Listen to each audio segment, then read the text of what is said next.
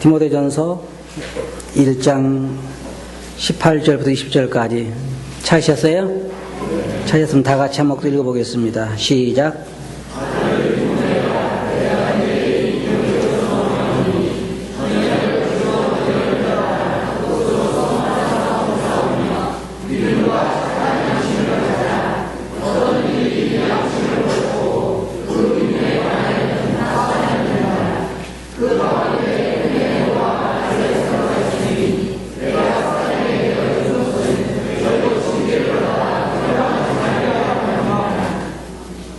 네, 감사합니다.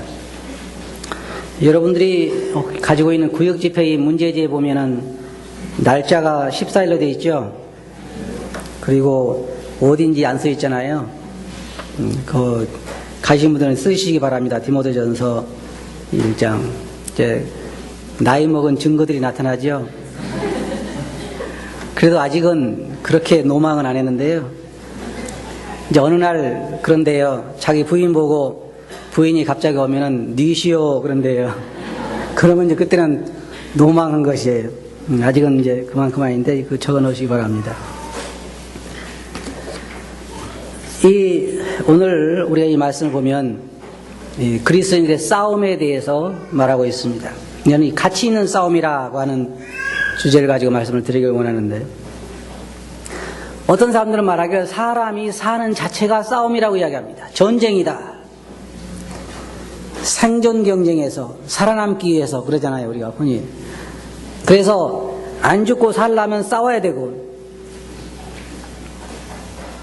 학생들은 공부 전쟁이고 또 취업 전쟁이고 다 전쟁이라고 그러게. 교통 지옥이다, 전쟁이다, 그렇게 이야기하는데, 그리스도인들도 사실은 우리가 싸움을 싸우는 그런 사람들입니다. 그러나 우리가 싸우는 싸움은 선한 싸움이다. 또 다른 말로 말하면 싸울 만한 가치가 있는 싸움이다. 그렇게 이야기를 할 수가 있겠습니다. 이 성경에 보면 여기 사도 바울이 아들 디모데야, 내가 내게 이 경계로서 명하노니 전에 너를 지도한 예언을 따라 그것으로 선한 싸움을 싸우라 그랬습니다. 그리스도인들이 싸우는 싸움은 선한 싸움이고 방법이 옳은 싸움이고 목적이 옳은 싸움이고 결과가 옳은 그러한 싸움을 싸우는 사람들인데, 그래서 우리는 선한 싸움이다 그렇게 이야기를 하고 있습니다. 이 성경에 보면 그리스도인의 삶에 대해서 여러 가지를 표현하고 있는데, 첫째로 히브리서 12장 1절 보면 경주라고 말하고 있습니다. 그러면 이러므로 우리에게 구름같이 둘러싼 허다한 증인들이 있으니 모든 무거운 것과 얽매기 쉬운 죄를 벗어버리고 인내로서 우리 앞에 당한 경주를 경주하며, 고린도전서 9장 24절 보면 운동장에서 다름질하는 자들이 다 달아날지라도 오직 상하는 자는 하나인 줄 너희가 알지 못하느냐. 너희도 얻도록 이와 같이 다름질하라. 다시 말해서 그리스도인들의 이 삶에 대해서 뭐라고 말하고 있냐면 경주다, 다름질하는 거다. 아마 세상에 아무리 미련한 선수라도 걸어가는 선수는 없겠죠. 운동장에 내놓기만 하면 달리잖아요. 자기 힘껏 달려야 됩니다. 근데 문제는 그리스도인의 싸움의 어려운 점은 어디가 있냐면요, 몇 시간 달리는 것이 아니에요. 저는 마라톤만 같으면 참 좋겠어요. 왜냐하면 몇 시간만 달리면 되잖아요. 그리스도인 싸움도 며칠만, 몇 시간만 싸우고 많은 그런 싸움이라면 괜찮은데 평생을 달려야 하는 그러한 경주입니다. 어떤 그리스도 안의 자매가 그랬다고 그래요. 예수를 믿고 나니까 자기 안에 심한 전쟁이 일어난 거예요. 예수님 믿지 않은 사람은 전쟁이 일어나지 않습니다. 근데 예수님 믿은 사람은 그 속에 전쟁이 일어나요. 왜냐하면 주님을 위해 살고 싶은 마음이 강한데 또 육체의 소욕이 있어가지고 서로 마음속에 전쟁이 일어납니다. 그래서 이분은 예수님 믿고 너무 괴로워가지고 목사님을 찾아왔어요. 그래서 목사님에게, 목사님, 제가 예수님 믿고 나서 제 마음속에 전쟁이 일어났습니다. 이 전쟁이 언제까지 갑니까? 언제까지 가는 거예요? 그래서 그 목사님 그랬다고 그래요. 이건 평생 가는 싸움입니다. 그러니까 어때요? 소망이 없죠? 이건 평생 가는 그러한 싸움입니다. 경주도 평생을 달려야 해요. 우리가 이 경주를 다 마치면 우리는 이제 세상을 끝나는 그러한 경주입니다. 그래서 인내로서라고 말하고 있는 거예요. 또한 성경 디모데전서 우리가 그 6장 12절 봐도 거기에 싸움이라 그렇게 말하고 있는데, 여기에 믿음의 선한 싸움을 싸우라. 이 싸움이라는 게 쉬운 게 아니잖아요. 한편은 지게 되어 있습니다. 싸움은 양쪽에 승리하게 되어 있는 것이 아니라 한편이 이기게 되어 있고 한편은 지게 되어 있어요. 그래서 죽도록 싸우지 않으면 안 되는 것입니다. 있는 힘을 다해서 싸우지 않으면 안 되는 거예요. 그리고 성경에 보면 그리스도인들에게 대해서 장사하는 것으로 말하고 있습니다. 누가복음 19장 12절부터 보면 거기에 달란트들을 맡겨주고 장사하라. 내가 올 때까지 장사하라. 장사도 보통 잘하지 않으면 그냥 본전도 까먹죠. 어떤 사람들이 까먹기 쉬우냐면은 장사 안 해본 사람들. 뭐 사람들이 흔히 그래요. 교사를 했다든지 공무원을 했다 이런 사람들이 퇴직금 받아가지고 장사 시작하면 뭐라 그래요? 까먹기 졸만하다 그러잖아요. 근데 그리스도인들도 주님께서 우리에게 주신 것을 가지고 장사하는 사람들입니다. 그러니까 지혜로워야 되고 신중하게 투자해야 되고, 또 그리스도인들의 삶에 대해서 에베소서 6장 12절 보면 그 씨름이다 그렇게 말하고 있다. 씨름. 우리의 씨름은 혈과 육에 대한 것이 아니요 정사와 권세와 이 어둠 세상 주관자들에게 대함이라. 씨름도 쉬운 것이 아닙니다. 씨름도 힘든 것이고, 또한 우리에게 주어진 이 싸움은 참 그냥 치열한 그런 싸움인 것을 우리가 성경에서 볼 수가 있습니다. 그래서 여기 디모데를 보면 디모데에게 내게 주어진 싸움을 싸우라 그랬습니다. 그 앞에 18절에서 이야기하는 것처럼 전에 너를 지도한 예언을 따라서 라고 말하고 있는데, 여러분 거기에 4장 14절 한번 보시기 바랍니다. 디모데전서 4장 14절.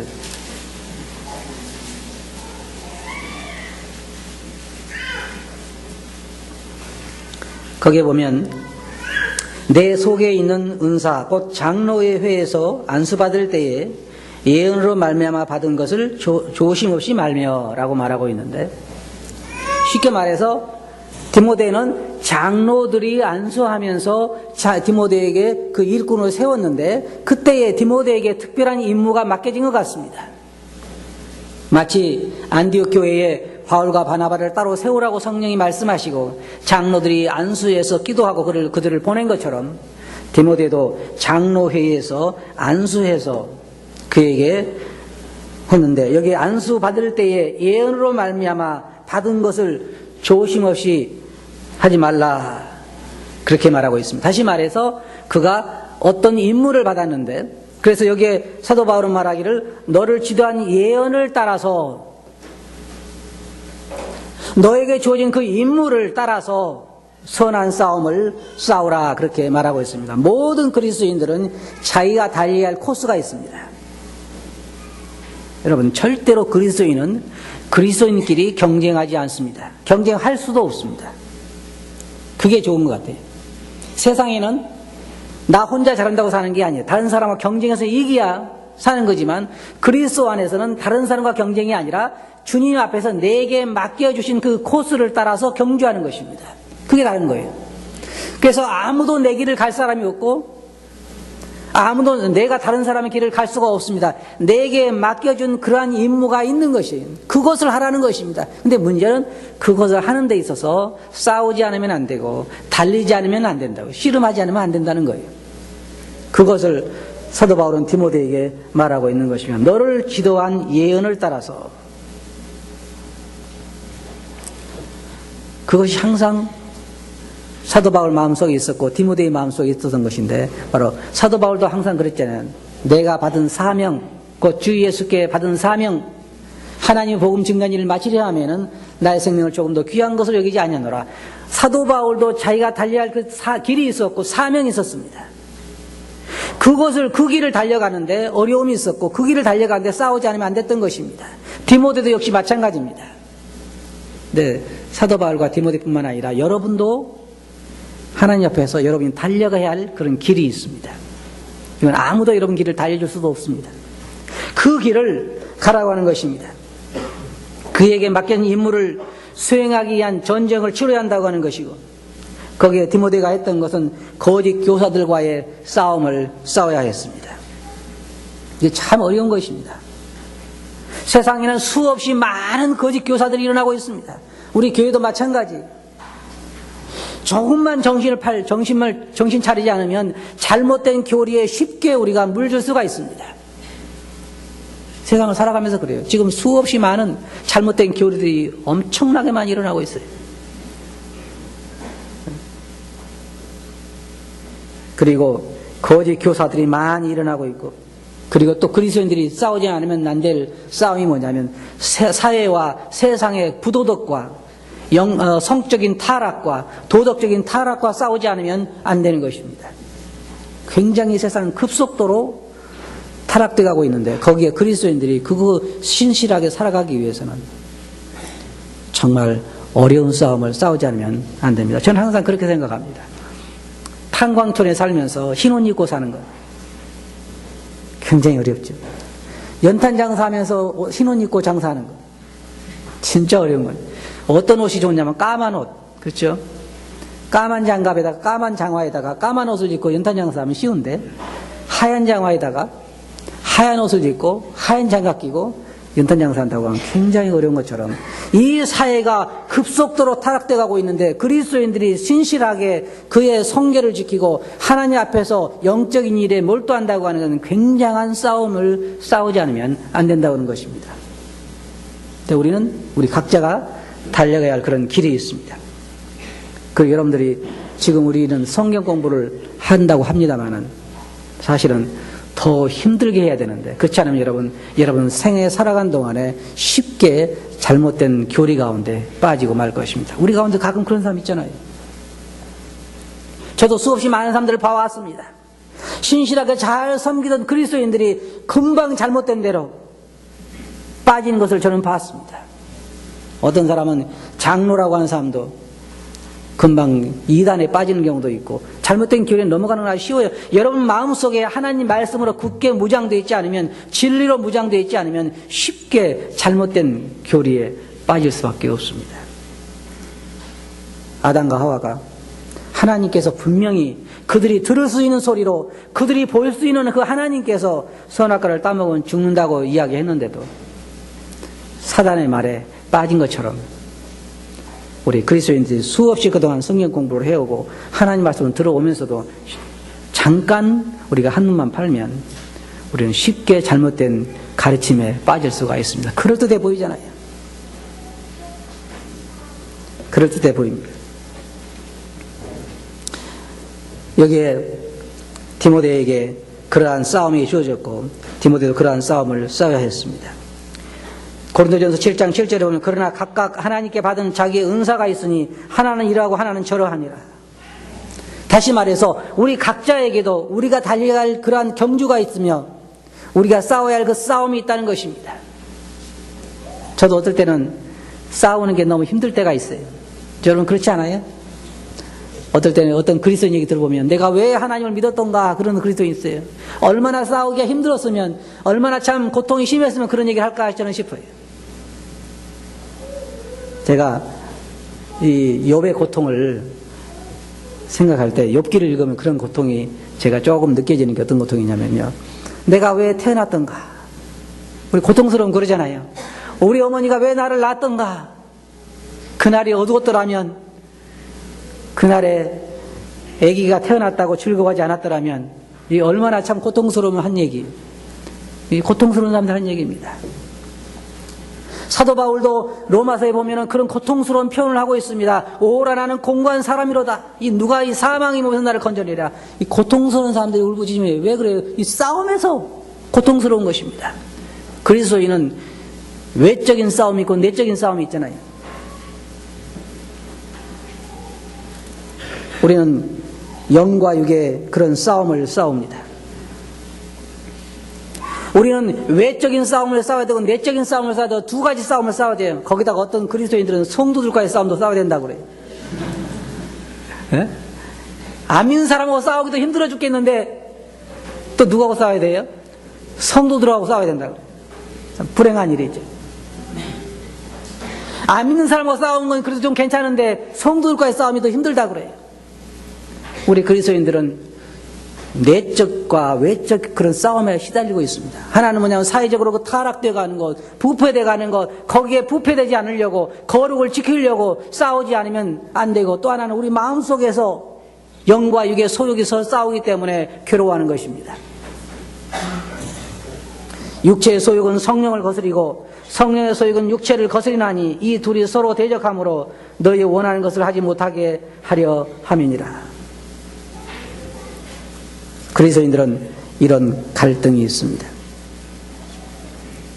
불신자들은 양심의 가책은 있어도 하나님의 말씀을 순종하지 못하여 괴로워하지는 않습니다. 그렇잖아요? 우리 그리스도인은 어때요? 우리 양심이 살아있으면 우리는 항상 더 하나님을 순종하지 못하여 마음이 괴로울 때가 많습니다. 육신적인 사람은 그렇지도 않아요. 여기 앉아 계신 여러분 중에 말씀을 순종하거나 안 순종하거나 평안해 그러면요, 그게 살아있는 게 아니에요.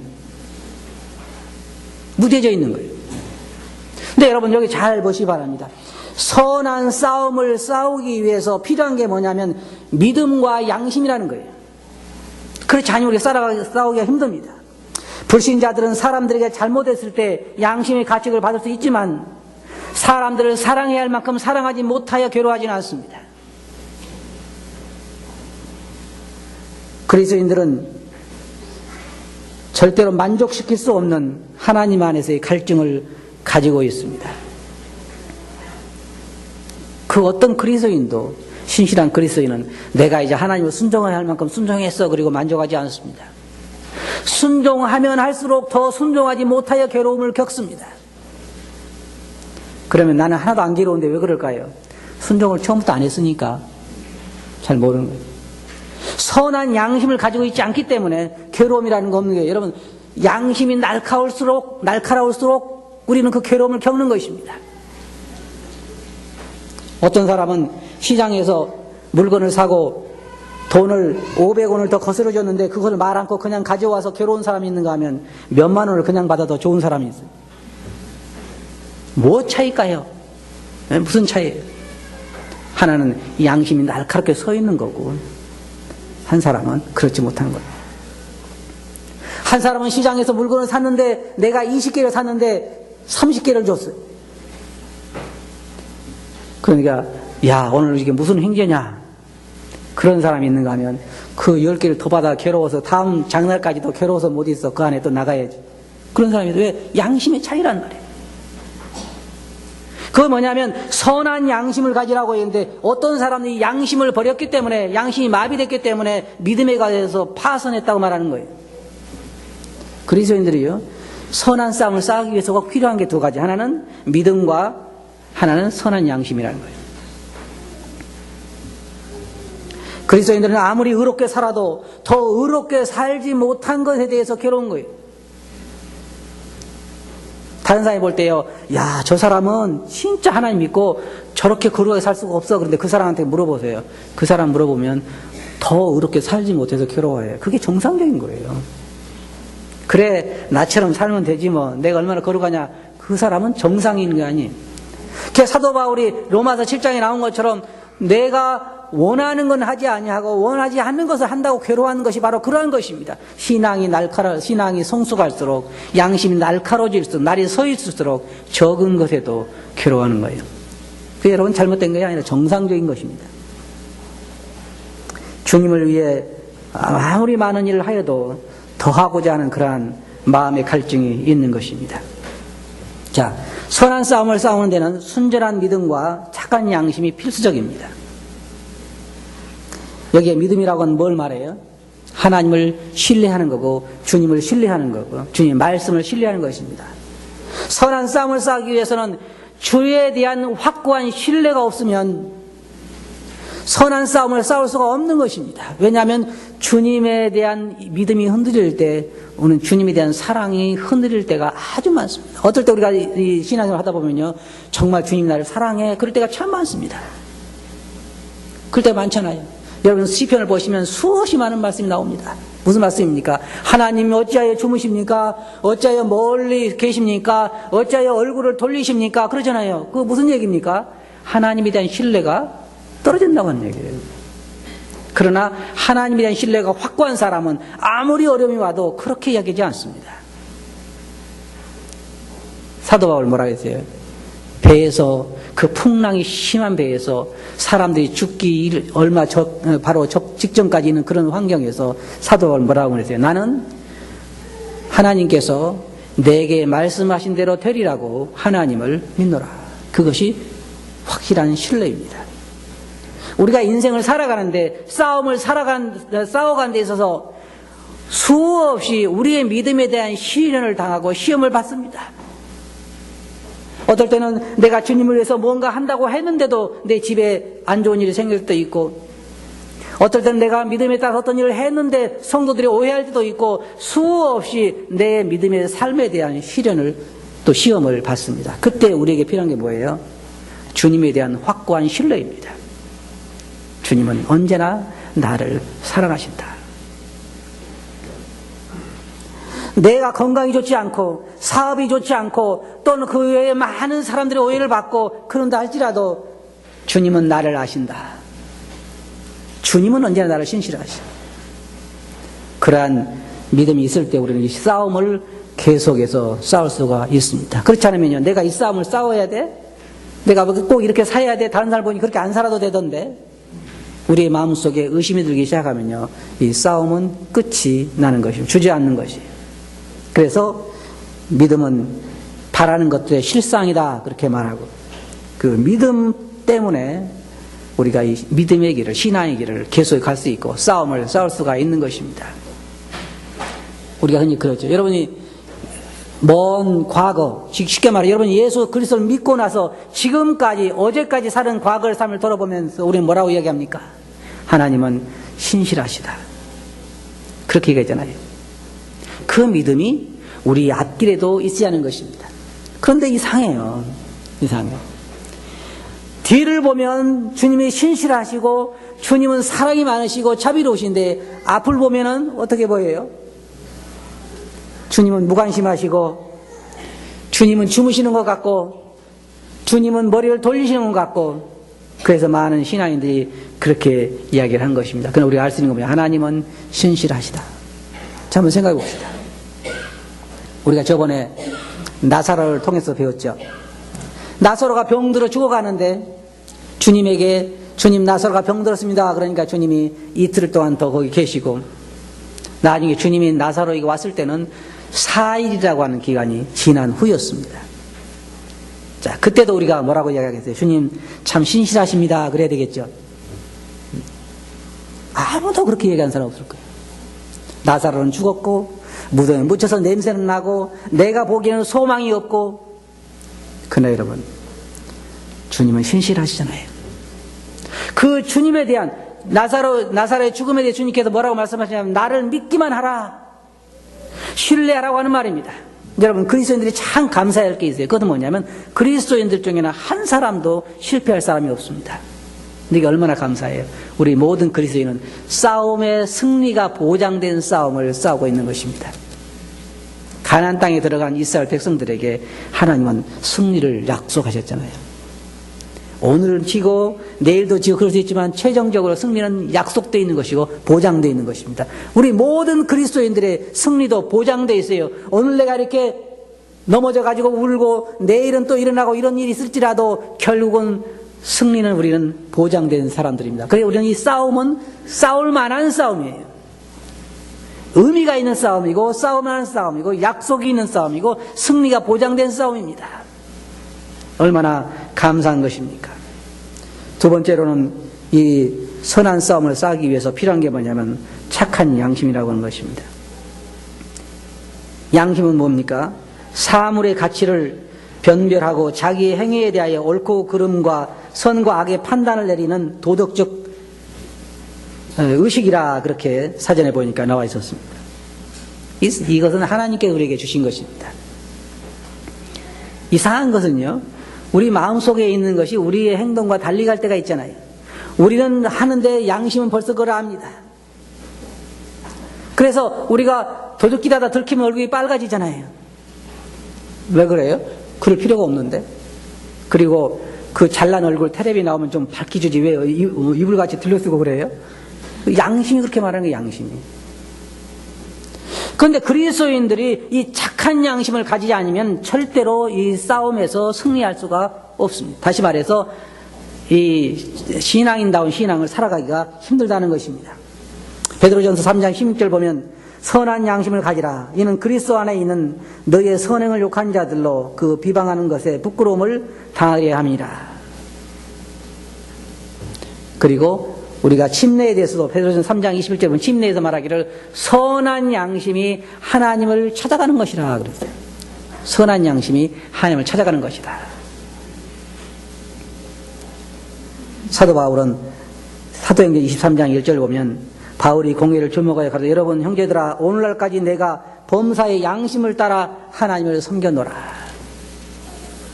양심을 따라서 하나님을 섬겼노라 그렇게 말하고 있고, 또 사도 바울은 사도행전 24장 16절 보면 내가 하나님과 사람 앞에서 양심의 거리낌이 없기를 힘쓰노라.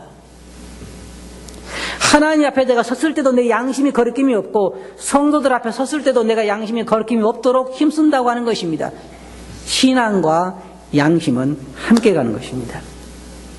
우리가 뭐라 그래요? 어떤 사람에 대해서 저 사람 도대체 양심이 있는 사람인가? 그렇게 얘기하잖아요. 깨끗한 양심에 대해서 3장 9절 보면 디모데전서 3장 9절 보면 깨끗한 양심에 믿음의 비밀을 가진 자라야 장로 일을 할 수 있다 그랬습니다. 순수한 신앙은 여러분 잘 들어보세요. 순수한 신앙은 깨끗한 양심에만 머무를 수가 있습니다. 깨끗한 양심. 더러워진 양심 안에 순수한 신앙이 머무를 수가 없어요. 그래서 깨끗한 양심과 순수한 믿음은 같이 가는 것입니다. 여기에 착한 믿음과 착한 양심을 가지라고 말하면서 어떤 이들은 이 양심을 버렸다 그랬습니다. 그리고 믿음에 관하여는 파선하였느니라. 디모데전서 4장 2절 보면 자기 양심이 화인 맞아서 외식함으로 거짓말을 하자. 이 성경에 보면요 양심이 이렇게 첫째는 양심이 더러워집니다. 우리도 점점 보면요 처음에는 아주 적은 것들이라도 양심이 말해주잖아요. 그런데 어떠냐, 우리는 자꾸 양심을 밟죠. 뭐 그깟 가지고 그래. 다른 사람은 수천만 원도 더 잘 살던데 뭘 그거 가지고 그러냐. 그리고 자꾸 우리 양심을 이게 밟아가지고 나중에 뭐래, 양심이 말만 하려고 그러면은 밟잖아요. 그럼 나중에 뭐라고, 양심이 내가 말하자면 또 맞겠지 그러고는 이제 말 안 하기 시작해. 그래서 나중에 양심이 마비됐다 그래. 마비됐다. 그리고 더 나가서 뭐냐, 화인 맞았다 그래. 화인은 불로 해가지고 이게 찢어가지고 더 이상 감각이 없는 거예요. 우리 몸은 참 신기해요. 굉장히 신기합니다. 저는 몸을 생각할 때마다 참 신기하다 생각하는데 아무리 적은 바늘 가지고 우리 몸을 찌를지라도 아파요, 안 아파요? 네, 아파요. 그건 뭐냐면 신경이 거기에 있다는 거예요. 그런데 이게 어느 날 여러분 보세요. 어떤 사람은 어느 날 세수를 이제 자기 부인이 세수를 하라고 겨울에 뜨거운 물을 갖다 퍼다줬는데 그 뜨거운 물로 세수를 하고 있는데 하나도 안 뜨거운 거예요. 근데 부인은 깜짝 놀란 게 찬물 풀어 간 사이에 벌써 뜨거운 물에다가 손을 넣고 하는 거예요. 왜냐하면 나병 환자가 걸려가지고 그 뜨거운 걸 모르는 거예요. 감각이 마비돼가지고 그것을 화인 맞았다 그러는 거예요. 그러니까 우리가 양심이 충분히 괴로울 수 있는데도 하나 안 괴로운 거예요. 안 괴로워. 그래서 양심이 더러워지기도 하고, 이건 첫 단계, 양심이 더러워지기 시작해서 점점 양심이 마비되고 나중에는 화인 맞아서 더 이상 감각이 없다는 거예요. 여기에 사람들에 대해서 말하면서 그 가운데 후메네오와 알렉산더가 있으니 내가 사단에게 내어준 것은 저희로 징계를 받아 해방하지 않게 하려 함이라. 잘 들어보세요. 성경에 보면, 고린도 전서에 보면 어떤 사람이 성적인 범죄를 해서 사단에게 내주지요. 이것처럼 회방하지 않기 위해서 교회 성도들에게 그들의 신앙을 회방하지 않기 위해서 사단에게 내줬다 그 말입니다. 이게 무서운 것입니다. 교회에서 출교당한다고 하는 건 그거 쉽게 볼 일이 아니에요. 왜냐하면 이건 하나님 앞에 내어준 일이고 사단에게 내어주는 일입니다. 무서운 일이죠. 그런데 여기에 후메네오와 알렉산더가 그와 같은 일을 했다 그랬습니다. 디모데후서 2장 16절 보면 거기에 후메네오에 대해서 나오는데 망령되고 헛된 말을 버리라. 저희는 근거치 아니하며 점점 나아가나니 저희 말을 독한 창길에 썩어져 감과 같은데 그 중에 후메네오와 밀레도가 있느니라. 이게 이 사람이 아주 그 입의 말이 거칠은 사람 같아요. 그 사람에 대해서 이야기하고 있고, 알렉산더에 대해서는 디모데후서 4장 14절 보면 구리잔색 알렉산더가 내게 해를 많이 보였음에 주께서 그 행한 대로 저에게 갚으시리니 너도 저를 주의하라. 정확하게 똑같은 사람인지 우리가 알 수는 없지만 그냥 성경에 언급된 이 사람을 보면 이 사람도 그리스도인들에게 해를 끼치는 그런 사람이었던 것을 볼 수 있고 그들을 사단에게 내줬다 그랬습니다. 자, 결론적으로 말씀드려서 그리스도인들 여러분들이 싸워야 할 선한 싸움, 고귀한 싸움이 있습니다. 우리는 가끔가다 독립군이 돼가지고 국가의 독립을 위해 싸운 사람들은 참 국가 유공자라 그러잖아요. 그래서 그리스도인들은요, 하늘나라와 그 영광을 위해 싸우는 아주 고귀한 싸움을 싸우는 사람들입니다. 한번 그리스도인이 되면 이제 여러분 평안함이라고 하는 것, 쉽게 말해서 세상에서 안락하게 산다는 것은 포기한 사람들입니다. 어떻게 싸우는 사람이 안락하게 싸울 수가 있어요? 우리는 우리의 세상과 우리 주위에 있는 사람들과 세상의 부패와 잘못된 거짓된 교리들과 우리는 늘 싸우지 않으면 안 되는 거예요. 정신 차리고 깨어 있어야 하는 것입니다. 그리고 이 선한 싸움을 위해서는 순수한 믿음과 선한 양심을 갖지 않으면 안 돼요. 그럼 어떻게 하면 우리가 순수한 믿음과 선한 양심을 가질 수 있을까요? 그것은 하나님 말씀으로 돌아가지 않으면 안 됩니다. 어떤 사람이 말하기를 양심이라고 하는 것은 해시계와 같다 그랬어요. 태양이 빛을 발하지 않으면 해시계는 그 시간을 알려주지 않습니다. 하나님 말씀에 우리 양심이 날카롭게 나를 세우지 않으면 절대로 우리 양심은 올바른 것을 말해주지 않습니다. 순수한 믿음이라고 하는 것은 하나님 말씀을 통해서 그리스도에 대해서 체험하고 그리스도에 대해서 더 알게 될 때 그를 더 신뢰하게 되고 그런 우리 마음속에 순수한 믿음이 생기게 되는 것입니다. 여러분은 여러분들이 달려가야 할 길이 있고 여러분이 싸워야 할 그런 싸움이 있습니다. 그 싸움을 위해서 선한 양심과 순수한 믿음을 간직하시 바랍니다. 어떻게 하면 갖겠다고요? 하나님 말씀에 여러분 양심의 나를 세우고 하나님 말씀을 통해서 하나님의 신실하심을 접하고 그에 대한 신뢰를 쌓게 되는 것입니다. 그렇게 하시겠어요? 네, 기도하겠습니다. 거룩하신 아버지 하나님, 저희들이 오늘 디모데가 싸워야 했던 그 고귀한 싸움, 선한 싸움, 싸울 만한 가치가 있는 싸움에 대해 저희들이 살펴보았습니다. 저희도 같은 처지에 같은 위치에 있는 사람들이기 때문에 저희들이 달려야 할 길과 싸움을 생각하게 해주시옵소서. 그것을 위해서는 선한 양심과 믿음이 필요하다는 걸 저희들이 오늘 배우게 됩니다. 지금 그러한 저희들에게 선한 양심과 믿음을 갖게 해 주시옵소서. 그런 말씀을 주께 의지하고 있으면 이름으로 아버지께 감사하며 기도합나이다. 아멘.